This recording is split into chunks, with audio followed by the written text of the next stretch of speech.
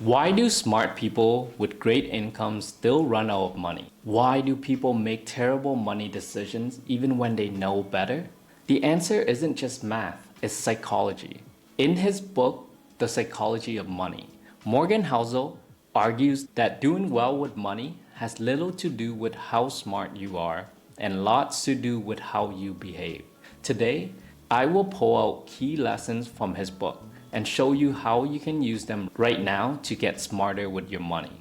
Hi, I'm Thuc, your money guy, and I've spent 14 plus years working in finance, helping people navigate mortgages, investing, debt, and all the money stress that shows up in real life. Today, I am going to share with you why understanding money psychology matters for every regular person, not just Wall Street types. Let's get into the lesson. Lesson 1. No one's crazy. Everyone has their money story. Morgan Housel begins by saying, no one's crazy. What he means. Each person's financial decisions are understandable when you consider their past experience. If you grew up during a recession, you will be cautious. If you inherited wealth, your view of risk will differ. For regular people, this means your history matters. When I met a young couple, I discovered one of them had lived through a home foreclosure in their family. That trauma influenced their every money decision. They saved nothing but fear losing everything. Understanding your own story helps you see why you do what you do and lets you change the parts you don't like.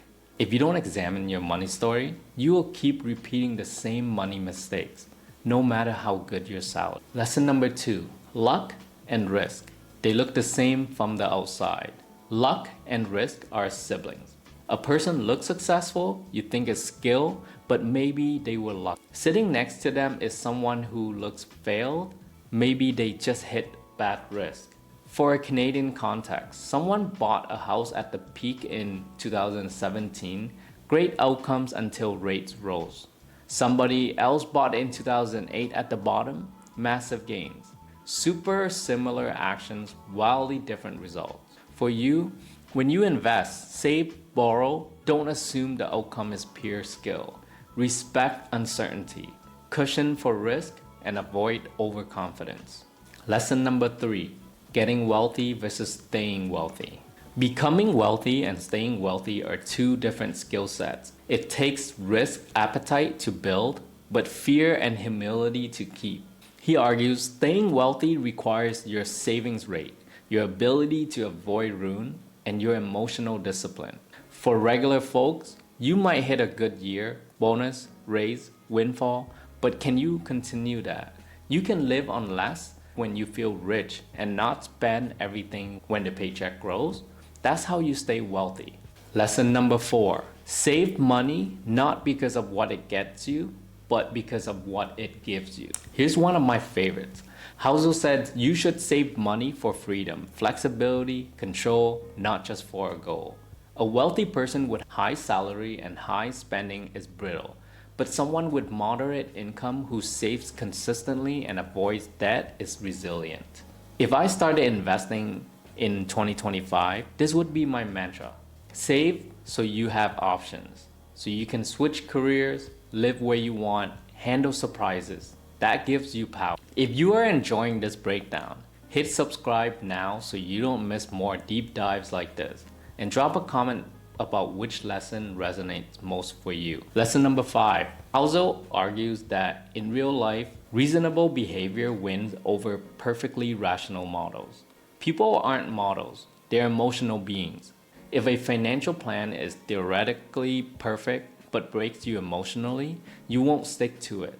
For example, an investment plan saying never sell during a crash is rational, but if your clients are panicking, the reasonable decision might be lower risk or diversify differently so you stay invested. Design a money plan you can live with. It may not be optimal under perfect conditions, but if you will stick to it for 20 years, it wins. Lesson number 6, you will change. Housel reminds us, your goals, your lifestyle, your risk appetite will change. What you want at 25 isn't what you want at 55. That means your financial plan must be flexible. You can't lock into something rigid assuming you will be the same person forever. Example, I once worked with a client who said, I'll never move out of the city. 5 years later, kids, job change, and they were chasing affordability in the suburbs. Their financial assumptions changed, but if they hadn't allowed that, they'd regret it. So when I say, if I started in 2025, this is what I do, I also say build in flexibility. Your future self is a different person. Your money plan should assume change, not ignore it. Lesson number 7, wealth is what you don't see. Wealth is the assets you don't spend. It's the houses you don't buy, the cars you don't upgrade, the vacations you skip. Most people see flashy spending and assume wealth, but the wealthy often look quiet. They invest silently, spend reasonably, and silently. For regular people, your lifestyle doesn't have to show off to prove your value. If you are investing, saving, avoiding debt, that's wealth.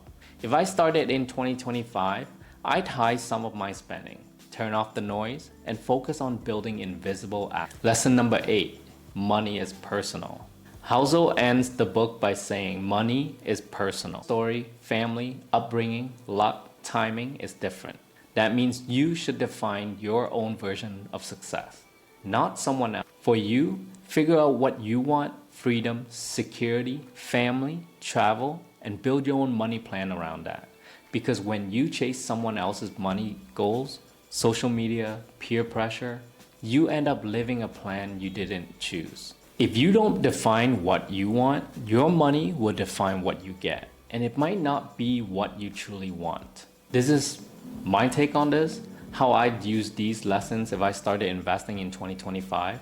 If I were starting today, I'd use all these lessons as a compass. I'd build a simple, diversified investment portfolio. I'd automate savings, save for freedom. I'd pick investments I can stick with emotionally. I'd expect change and build for it. I'd avoid the flash, and I'd design my money around my life, not someone else. I'd check these 2 things. Am I being reasonable? And am I building unseen wealth? Because if yes, I'm winning long term. The psychology of money is more than a book. It's a mindset shift. It says money is simple, but behavior is hard. And if you understand your behavior, you can make money decisions that last decades. If you found this valuable, hit like, subscribe, and share this video with a friend who keeps talking about investing. Let's help more people build not just money, but smart money habits. I'm Thuc, your money guy, making money simple, smart, and stress-free.